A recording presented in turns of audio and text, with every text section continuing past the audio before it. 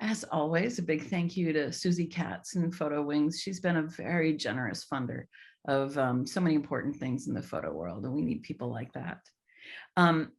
Now, before you all got on, we were having a short conversation in which Ms. Ilvy has asked if she can flip the order of the questions. So we've all been stuck with this order that we had to do what Ilvy said. And I get a little text this morning going, oh gosh, can we flip the first two questions? Because one of mine leads to the other one and the other way. And David and I were like, well, okay, it's your show, you're the boss, so whatever. I'm the boss. You are indeed the boss. We are all hail to Ilvy. Ilvy, we are going to start with a question for you. What's your biggest photo failure? I'll share it now, and then I'll talk about it. I think it's easier to, you kind of have to see it, I guess.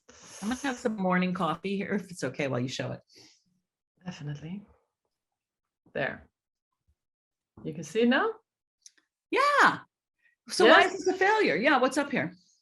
Okay, so this is a failure. I took this image in 2010, as you can see, on the 9th of April.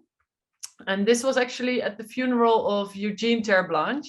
So to give a bit of do you want to explain tell us who Terry is as well, for some people who might not know. Yeah, no, definitely. So Terry was a nationalist, a right-wing leader in South Africa, a white right extremist. And he actually founded this organization called the Afrikaner Resistance Movement, which during the apartheid was a very right-wing organization that, basically thought the country would be better off with having apartheid, with black and white being separated. Rule. Yeah, exactly. And he was the leader of that, and he actually started the organization himself. And he got killed in 2010 by two of his workers. He lived on a farm. So this was years after the end of apartheid, but he still believed that one day he really wanted this. Yeah, he basically still believed in apartheid, even though when Nelson Mandela became president, apartheid ended. Eugene Terry was always still a big believer of all the upsides of apartheid, him being the extreme racist he is. And then he got killed in 2010, and by two of his workers that lived or worked on his farm. And I went to his funeral. And I actually at the time lived in the Netherlands. I used to live in South Africa for a year, but in 2010 I was already back in the Netherlands for 2 years.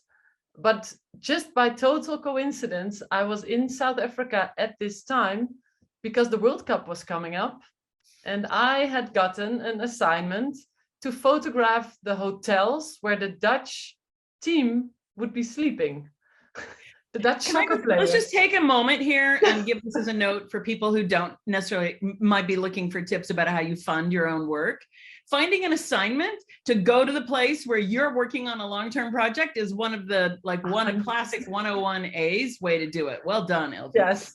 I would also like to describe how little of an interest I have in soccer and in the hotels where the Dutch soccer players would be sleeping.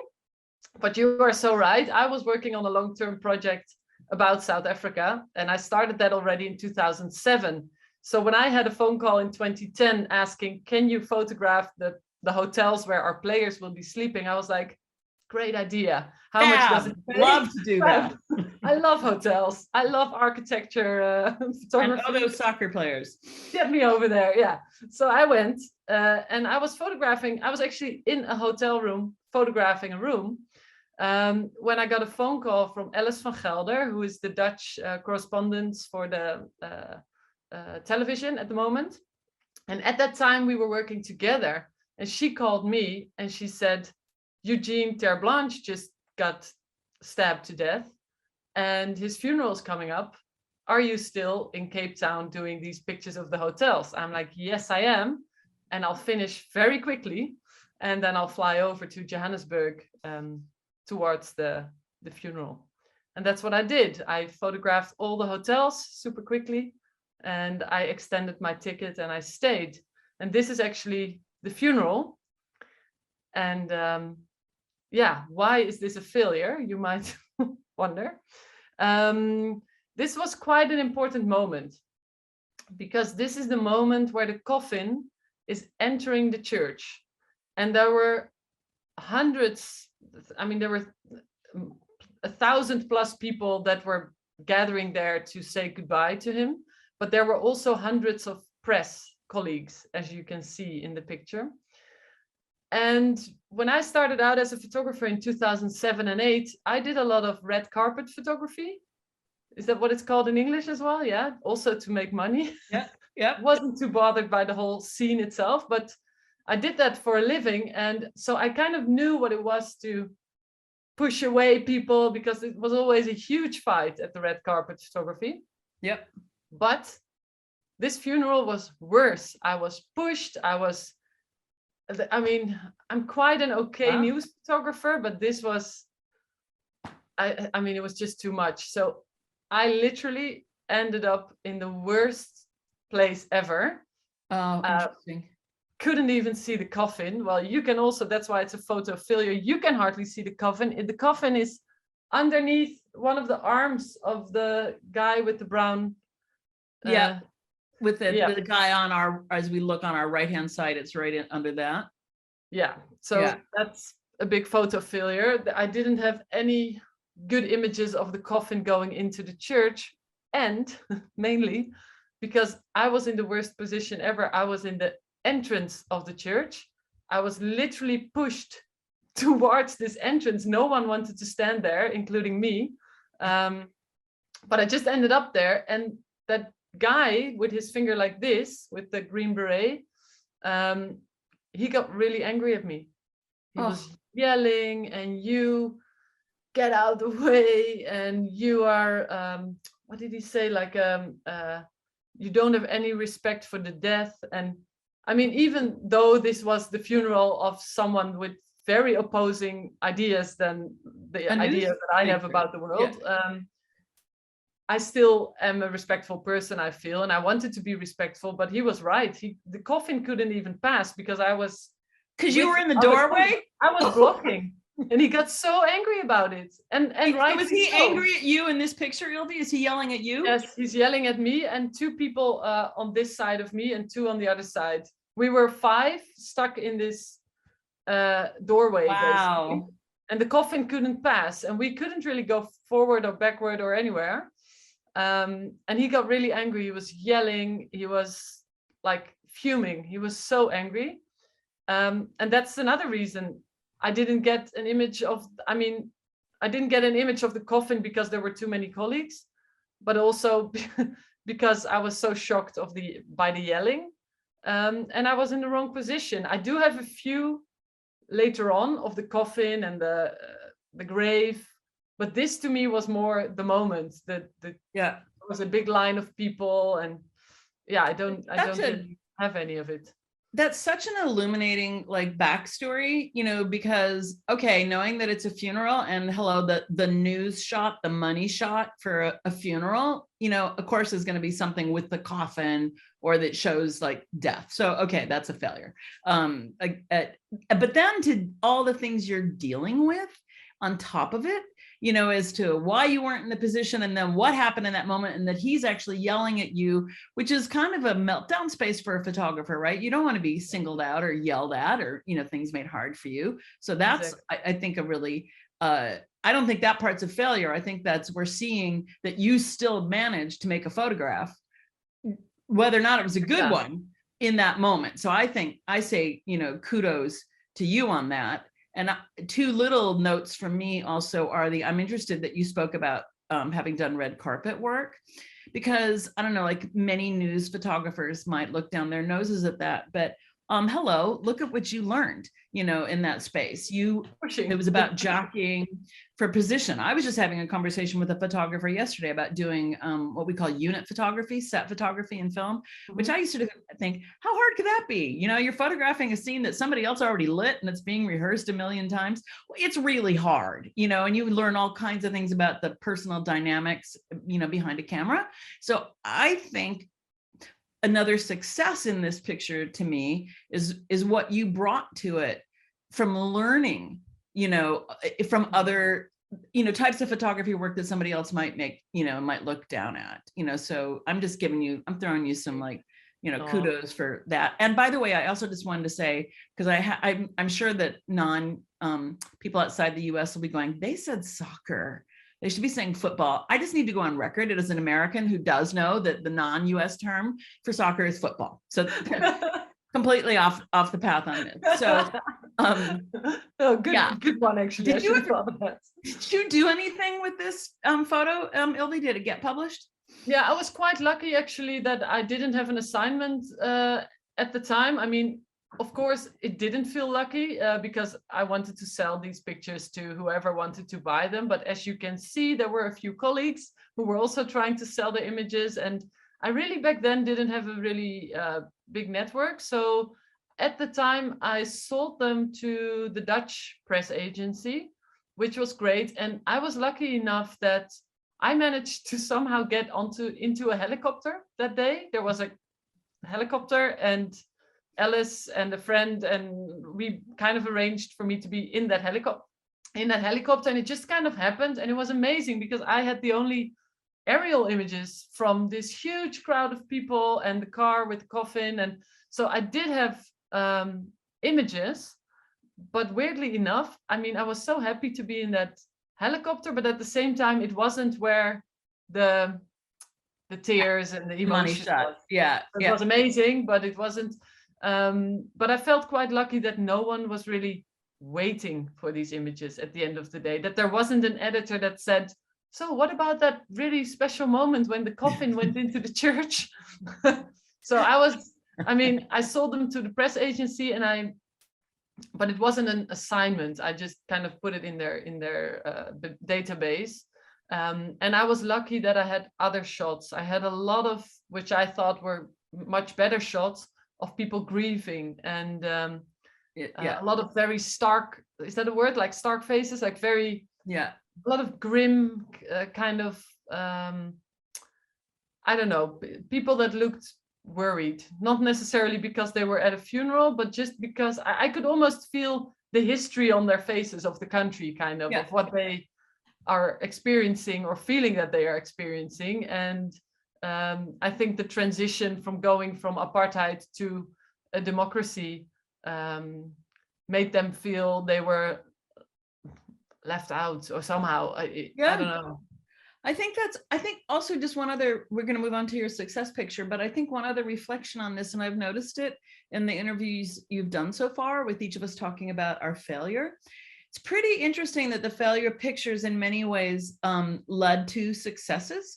I think, as I've heard all of us talk about it, and I remember mine, it's like we pivoted in that space of failure, made us sort of go, okay, then what's next? Which I think is a really important lesson for photographers. You don't just give up, which, I mean, if you're a photographer, you probably don't have that temperament to think that you'd give up anyways. But it's I learned this in the past year or so, that somebody said that failure is simply a step towards getting it right. And I think you made so many things right out of this, right? You got in a helicopter, you were able to sell the pictures, even though they weren't the page one ones, but you did it, and you you stayed with it. And in the face of a big man yelling at you, you stayed there. So it's an interesting, I'm going to listen to all of your ongoing interviews to this failure question in particular, because I just, as you were talking, I was like, but these are ways that we, find our way to the success, to a new place. It's true. And I also feel I learn a lot from, I've had more failures than this one, of course. Haven't we all? Yeah.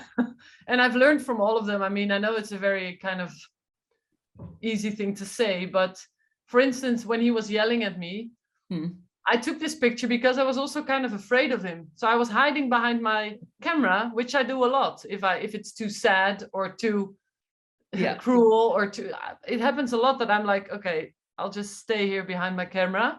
And that's exactly what happened here. But what I did learn throughout the years is to also click at the same time, even though I was like kind of filming myself, I still take a picture. And that's, you know, it comes from failure as well, that I learned to just keep shooting, basically. Yeah, that's so good. Do you want to take us to your biggest success? Yes, because that's why I wanted to switch the image. Okay. I know, sorry. Yeah, I'm so sorry, because I didn't know how to how to flip this. But what happened, I'll stay with this picture for a little bit. I felt really bad that this guy was angry at me because I felt he had a point. The press that were there were relentless and disrespectful and pushing, and the coffin couldn't even make it into the church because there were people standing there, including myself. So I did feel he had a good point, maybe not for yelling, but definitely for being angry. So at the end of the service, which was, I think, about 2 hours later, I walked over to him and I said, hi, I was standing in the church door opening. I'm really sorry. I didn't want to be disrespectful. And my name is Ilvy. Who are you? And then it's the guy with this finger that I'm talking about. So I spoke to him, and then he started chatting, and he said that it was an emotional day for everyone. And he was quite human in a way, even though he was also saying some quite racist things already at that moment. And then I started asking him about who he was and why he was wearing this uniform, because I knew, as you can see on the left of this image, that the police force in South Africa is wearing blue. And I didn't know, lack of my own history knowledge, that the brown suits were worn during apartheid. It was the apartheid army uniform. Yeah. So he told me that, and he said he still wears it every day to the supermarket because he used to be a colonel in the army. And he was so proud of that he was still wearing it every day. Wow. And then he went on to say, and by the way, I have a camp that I organize for children every school holiday where I teach them to be proud of their Afrikaner white heritage. And I was like, what? A children's camp for like... Because those are the pictures of yours we know about. I didn't know the connection, Ilvy. Wow. Okay, keep going. He said, I'm the leader of this camp. I'm like, what camp? I want to go there. You know, I knew immediately. He was talking about it's a camp where we teach white children that they are smarter than black children, and that black children should be the underdog in this society. He was saying things like this. And then I knew immediately I need to go to this camp. But he didn't let me. He said no. He's like, I'm not going to let any media into this camp. What are you thinking? I went back to the Netherlands. I called him every, I would say, week for about 6 to 7 weeks. And then on the last call, he said, okay, you can come to the camp. Why did he change his mind? Oh, yeah, hello. This it's like, and he's the leader of this camp. He's not in this image. But he was there for 9 days, and I spent, together with Alice, my colleague, we spent 9 days in this camp, and it all happened because I met him and because he yelled at me. No, more importantly, because you were human enough and gracious enough, you know, even though you disagreed with the man's politics, but as a human being, you wanted to apologize for what looked like disrespect at a funeral. That's a really important note there, Ilvy. It's not just those other things. And Stefano was just saying, right, Sarah, well said. Thank you, Stefano. But no, truly, think about somebody else who might have just been like, oh, piss off, or, you know, bollocks, and just walked away, or like been, you know, kind of, and Joya, yep, so true.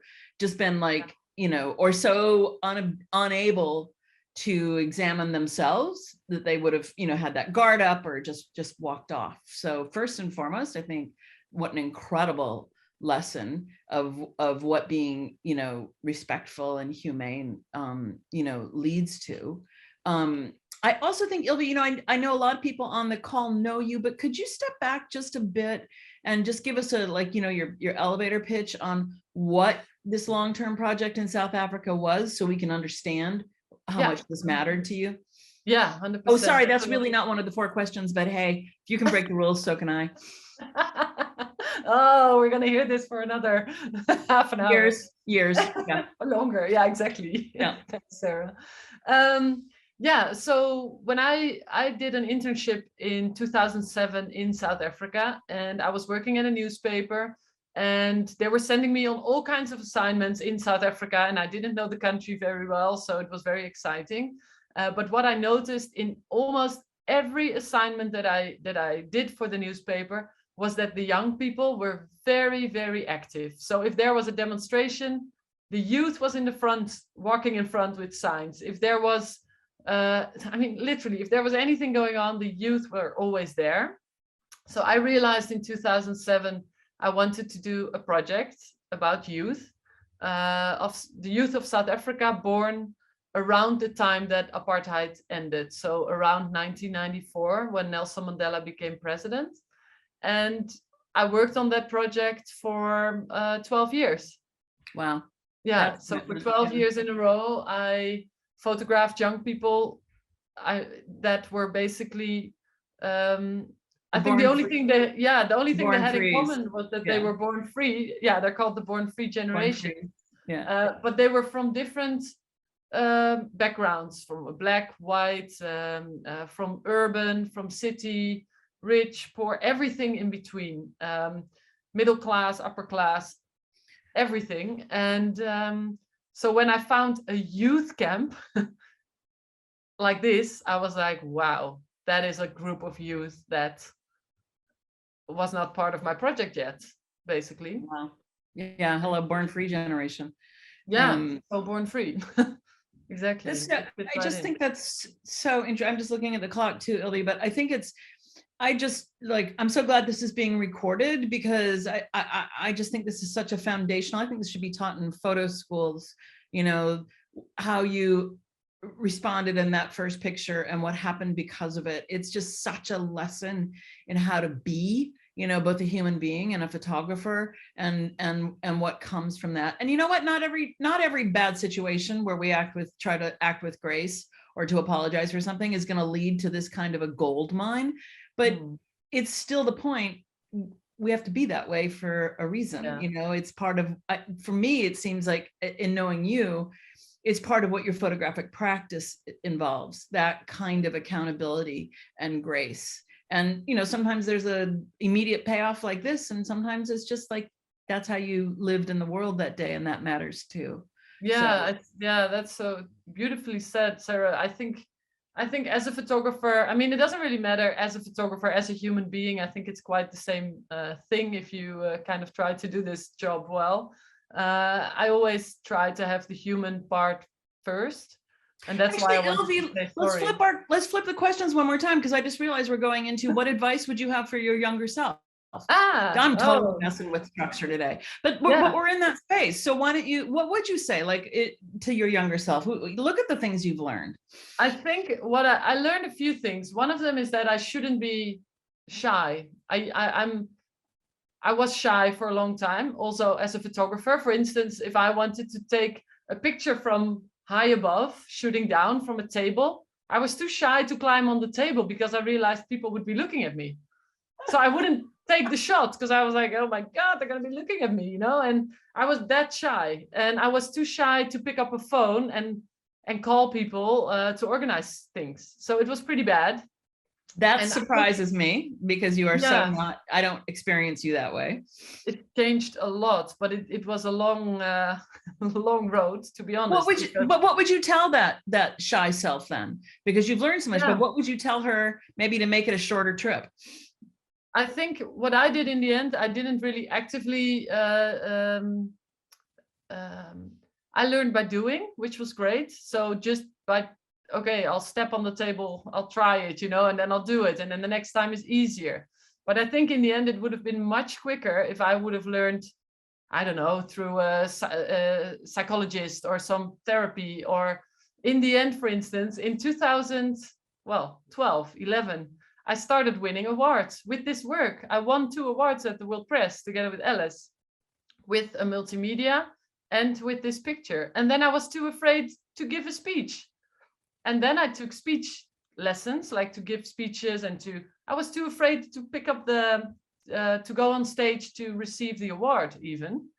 And then I took this course, and it changed everything. It taught me how to speak in front of people. Which you do so well. No, thank you. But it was really much easier to learn it from someone else than to keep trying and doing it by myself, which I did with all the other things that I was trying to teach myself, to not be shy. I think it was a long road to kind of do it step by step instead of finding help somehow. That's an interesting note to yourself. Get help. I'm curious what you would tell your younger self about, I got on the damn table, it wasn't a big deal. Like what would you tell your younger self about just get on the table? Yeah, that's what I told myself at the time. Like, just do it. It's not that big of a deal. Just do it. No one's gonna look at you. Why do you care? And that's kind of the way I did it. And I think it also worked. I mean, here I am. I don't care how high the table is. I'll climb on it. It doesn't matter which continent, which country, who's there, if it's kings and queens and politicians or famous people. I'm fine in either situation now. But I actually think back then, and that's another lesson, I was maybe a bit too strict on me. So if I would tell my younger self any advice, I would basically say, don't be too strict on pushing yourself so hard, because in the end, I think that took up quite a bit of energy that I could have spent. And that's kind of my other thing that I would tell my younger self. I could have spent that on long-term stories, which I didn't do. I did a lot, but looking back, I would have wished I did less assignments, more long-term projects. So that's also interesting. More confidence, more long-term projects. That's the 2 things I would tell myself. Those are interesting notes. I love that. Okay, I'm doing a sub question here as well. If you think back on the conversations you've had with us, do you remember anything that any of us said about what we would tell our younger selves that stands out to you? What do you remember? I think Anoush told me about confidence. I think a lot of us said confidence and not being, I don't remember exactly what I'm thinking of Maggie, because she also referred to confidence in some way. Yeah. Like maybe not being pushed away, or I know Anoush said it. What did you say for a failure? Were you or not? Mine was about responding with grace. Mine was that horrible situation when I was doing a photography job, and kind of what you did with that guy. That's funny. I hadn't even thought of that. There is a parallel. I realized going up to that guy, and I went to the people who'd been so brutal with me on the set and made sure that everybody got their picture with Rob Reiner. It was just, that same space of kind of going, I hadn't even thought about that. Of just kind of sucking up the feeling of being humiliated or yelled at, or and just like going, okay, I'm going to try to make this right, even though it wasn't my fault, or I didn't really do anything wrong, but this happened. So I realized that there is a parallel actually. And it's like you said, I think if you're a photographer, you don't give up. I think that's a general thing in a lot of us. But I actually meant, what did you say for a lesson to yourself again? I forgot that. Oh, gosh. It was probably what did I say? I think it was also related to, it was weird. I think all 4 or 5 now said something about confidence. It's going to be okay. Don't be afraid. Don't, that was something like that. Sorry, I was thinking of the other one. Ilvy, we have another question to go, but I just noticed that I'm really mixing it up today. We're going crazy here. We're going to make headlines about 4 questions goes all over the map. But Ari Haziza asked a question that I think, just relates to where we are in the conversation. And they say, hi, around 1.4 trillion digital images are made on Earth any given year. Ari, thanks for that latest statistic. Like, I track this, and it's why I love single imagery. That's why I keep emerging going, no, a single image. But Ari's question is, do you feel sometimes overwhelmed by this? How do you find a unique and original voice?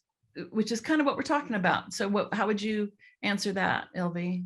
That's really, really interesting. I think there's two ways in my mind that this kind of goes.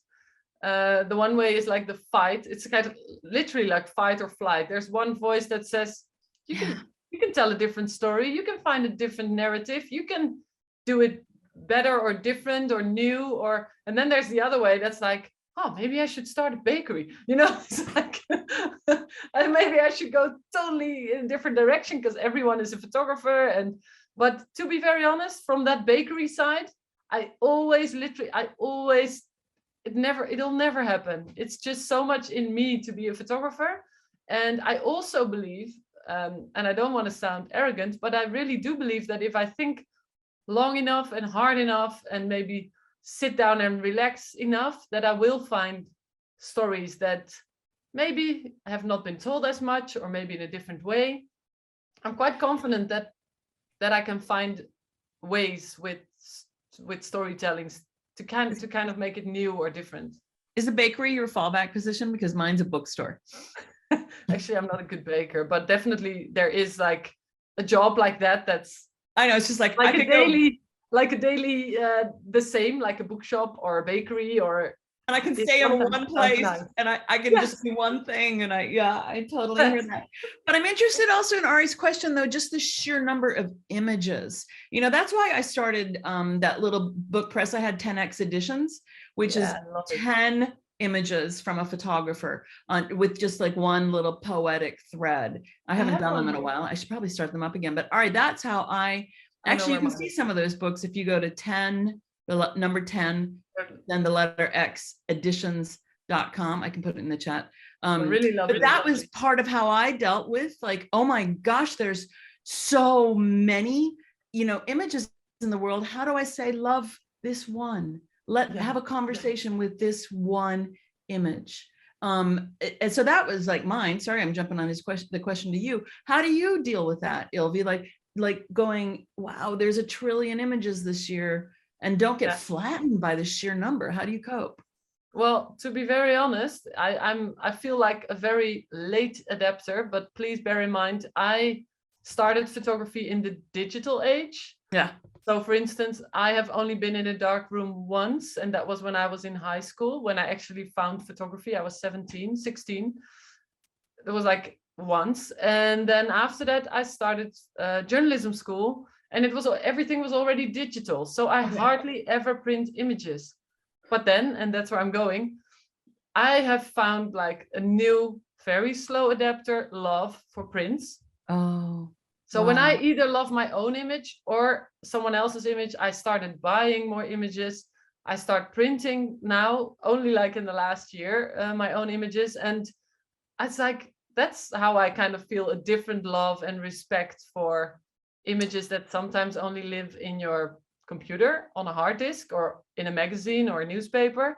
But I know many of you are already doing that. But for me, that was like, oh, wait, this feels different. You can hold it. It's with you. It's so I'm kind of slowly what's the word, finding that. That's interesting. And being happy about it. That's interesting because I started, I became a photographer later in my career, but it was still, I was shooting color slides, so it was always very tactile and physical, and it cost a lot to make a print then. It's less expensive now, but I love, in different ways, we're both talking about, you find a way to honor exactly the single image. And I think I would just encourage folks to know that you can make handmade, artist books, you can make small edition. And I think it's important to remove like metric standards of success, because even in the heyday, like if you sold, 3,000 photo books, that was a runaway bestseller. And that's when, like, in the big heyday of photo books. So don't put that on yourself in terms of like, to be successful, the trillion people who made images have to see mine. That's not the point. Your voice, you can find ways for that to happen. I'm sorry, I'm sure it's supposed to be the interviewer. No, it's so true. I totally agree. Shall we, let's see, let's go to the last one, Ilvy, today in the order we've recreated. What's your dream gig? Like, what do you want to do that you haven't done? That was really, of course, I knew the question was coming. Lucky me. but I still couldn't really figure out the answer because I wanted to find something like super bold, like something outrageous, like doing a photo shoot on Mars. But then I realized actually the one thing that I would most love to do, that I am currently slowly starting, but still research phase, is a project about the climate in a way that we haven't seen it before, which is super difficult because if you think about climate and climate change, so much has been done. But I think I found an angle that hasn't been told or shown yet. Can't really talk about it. No, you can't. Not in this, not in our competitive world, but not in this phase. But I think I literally Stefano's going, no. Because there are many of us who think, how can I do a climate change story that hasn't been told before? Yeah, so, but there are a lot of problems actually to making something that you feel might not have been told yet, and maybe it has been, which is also fine. I'm still gonna do it, but I'm in the research phase now. But it's quite difficult because the reason it has probably not really been told in this way that much, or maybe not really at all, is because it's more difficult to tell it this way. Yeah, it's going to be very vague, this story, but that's what I'm kind of now bumping against in the research phase. I'm thinking, oh, I'm not sure if it's really doable. Yeah, so talk about that. I think this is an opportunity to learn a little bit more too about, okay, there's a dream big. And Ilvy, it's so funny. I asked you that question. I said, oh, she's probably going to say photograph on Mars. And then you said it in your answer. I love that. But still do it. Try. You find something. And I guess that you're saying your dream gig in some ways is to be able to do a story that's really important that hasn't been done in a certain way. So that makes it a dream gig. But so there's steps to actually then get there, because you're having to review all the work that's been done on climate change, right? You have to know tell me, what's your process then to make your dream gig become real? Boy, well, I must say a lot of questions. It's okay. I must say for the first time, I'm kind of going towards this project in a different way than I've done before. For instance, Born Free, the project which this picture is part of, I photographed young people for 12 years.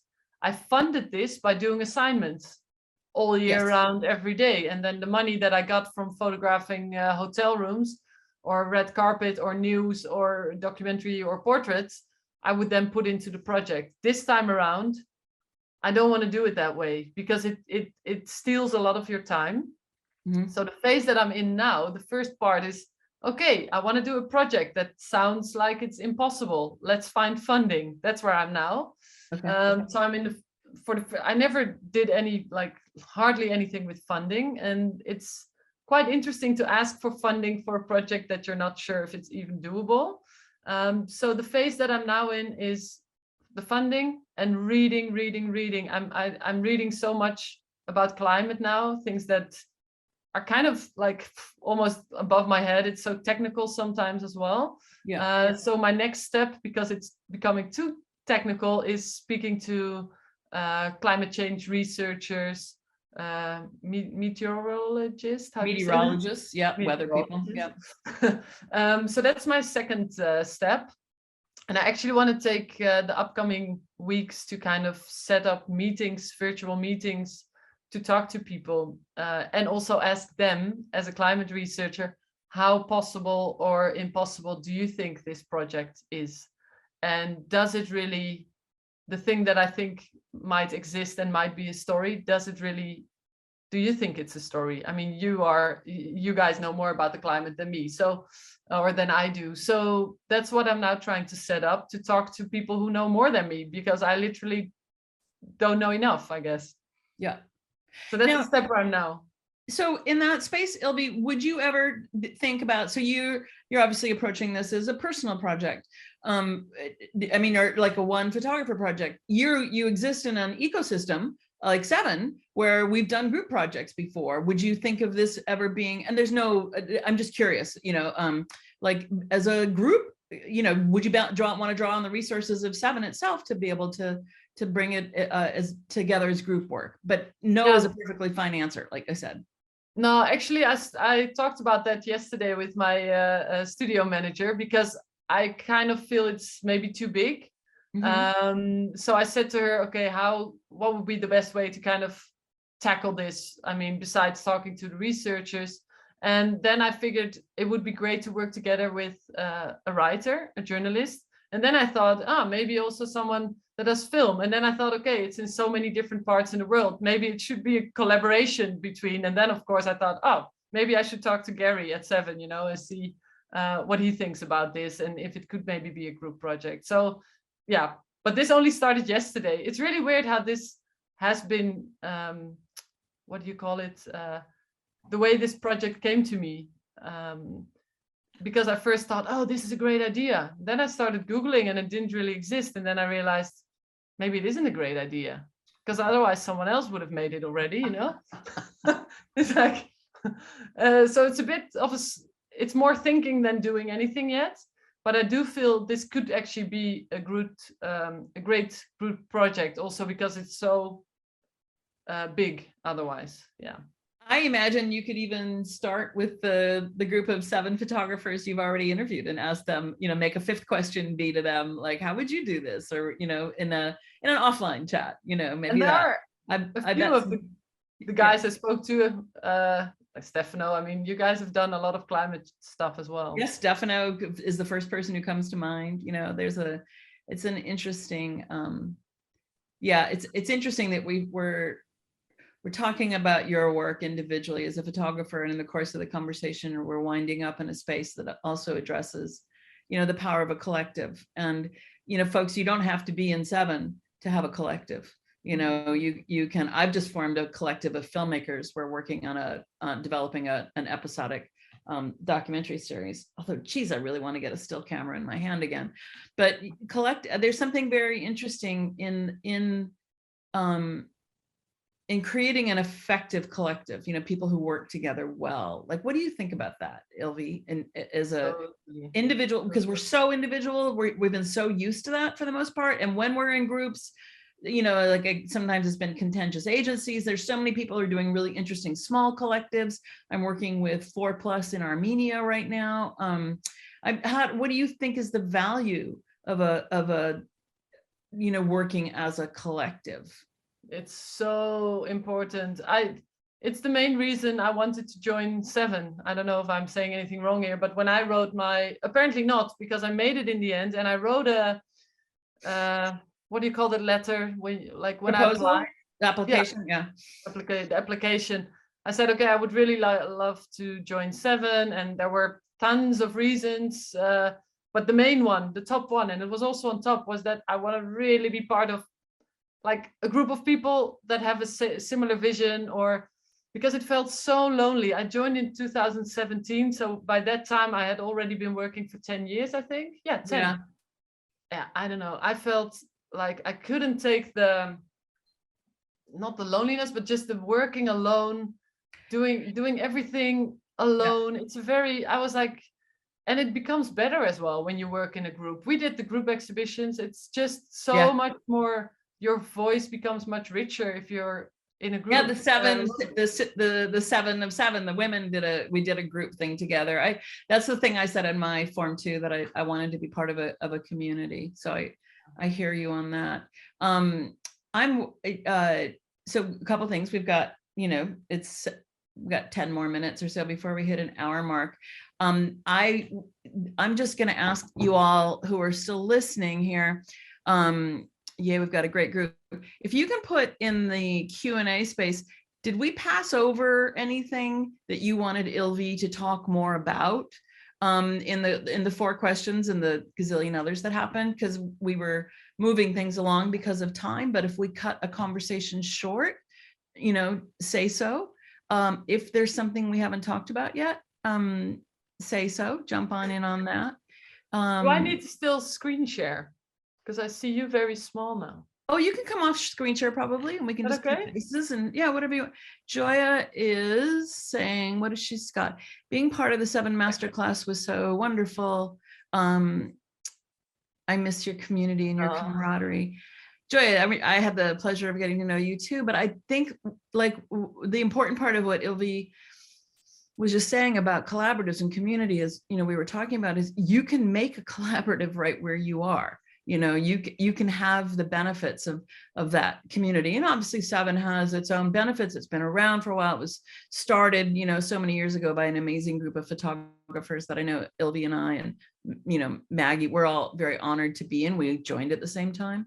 But what you get from that shared energy and vision can happen in many different ways. And so like, I encourage you to create your own, or find people who are like-minded. I started a feed. It comes and goes sometimes, but it's a visual way of working. And it's a Nicole Sobecki and Jake Naughton and I started it. And what's it called? Collective 3. I forget what it is. Correlated 3, because I'm all in for that. I love doing that kind of thing. But one of us would make a picture and post it on our Instagram account. And then the next person had to make an image that referenced the previous image, but moves it forward. So it's a really wonderful game of visual literacy. We're not doing it right now, but like for me, that was one way to build a community, because Jake's in Mexico, Nicole's in Africa, I was in Los Angeles. And that's not like making a big project, but it's a way to have people, be part of your thought process. Like what good. This morning I actually had a first meeting with, together with 2 colleagues in the Netherlands. I started this little group. It's a WhatsApp group. I mean, it's not a group, but it's a WhatsApp group. Yeah. And we decided to come together every 6 weeks to talk about our ongoing projects, to look through each other's work, to see if we can help each other out. Also, because I was kind of constantly postponing that I had to, for instance, write to the climate people, the climate researchers. I was like, oh, I'll do it tomorrow. And then I don't do it. And this project, it's going to just move away from me. And it's procrastination, because I feel it's such a difficult project. And then this morning we had our first meeting with the Van de Grond Club. Yeah, that's a Dutch word, but it basically means like a club that kind of starts moving things. I love it. Because that's what you need, you need to kind of have a group around you that says, okay, let's push this, let's do it together. You look at my work, I look at your work. Yes. And kind of like a masterclass, but ongoing, I guess. Yeah, it's really, I was super inspired after this morning's meeting, actually. And it takes a different kind of work, because when you're like the masterclass, somebody else organized it and, brings in teachers and things, and you come into a community or space that's already been created. And then there are the communities you create and you're accountable to and you participate in, which requires a different, level of engagement and thoughtfulness, which are also, pretty wonderful. Is there, Ilvy, is there anything that we, you still wanted to say, or that I cut you off on, or that you're, we're about to enter a holiday space, or in it already? Yeah, and you can't see my tree. I'm next to my tree, but yours is much bigger, I must say. It's beautiful. Hey, I'm an American. What can I say? It's 6 feet tall. I had room for it. I'll kick it out the day after Christmas, because it takes up a little too much room in the living room. It's amazing. No, mine is like, you can't see. I can't really. Yeah, you can't see it, but it's different size, but also nice. Now I'm thinking if anything was cut off. Maybe one thing I would want to say, which is not necessarily an advice to my younger self, but maybe to someone listening. When I called the leader of that camp, I got a no from him. I got a no already when I asked him, can I please come to the youth camp? He said no. Then I called him on Skype. Back in the days, we had Skype. So I Skyped him, and then he said no again. And I called him 6 times. And then on the last Friday, I remember it was a Friday night, I called him and he said yes, after saying no for all these weeks. And every week I just called back saying like, hi, I know I'm going to make you very tired. Here I am again. How's your week been? I also wanted to have a normal conversation to kind of get to know him. And I was also sharing a little bit about my life, so he could kind of get to know me, because why would he invite a total stranger to this camp? He wouldn't, so I really made sure we kind of knew each other. And then in the last week, he said, yes, come over. So I would say, keep pushing. When you get a no, don't take no for an answer. It can always twist. Oh, there's some. Again, for your humanity in that space though, Ilvy, it actually made me think of like when you do a Kickstarter campaign, they say that it takes 7 contacts before somebody actually donates. And I've had to do that, for the Aftermath project. So I would find just different ways of sending these emails, like, starting off like, me again, or, have you heard the story about thus and such, and just to find a way to be human, so that you approach this guy asking him more about his life. It wasn't just like, hi, can I come to your camp?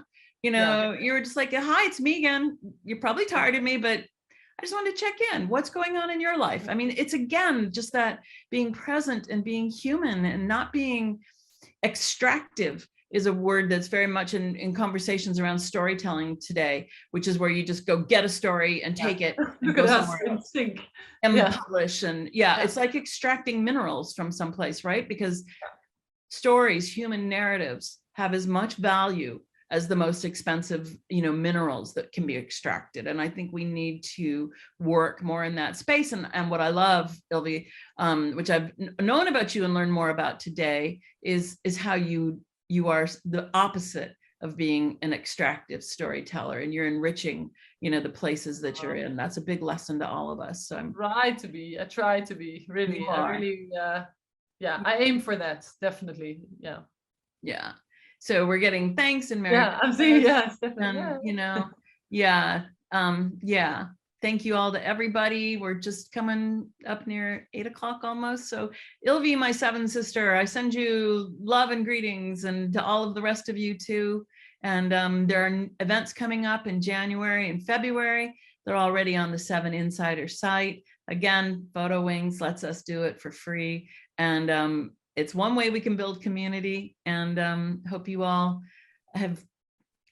feel you're part of community during this holiday season, and it's a community that's worth fighting for, because I think we need it these days. So we're here fighting with you. And thank you so much, Sarah. Thanks so much for being the host today. It was lovely chatting to you. Thank you for letting me do it. Of course, anytime. I loved it. Thank you. Bye. Bye, guys.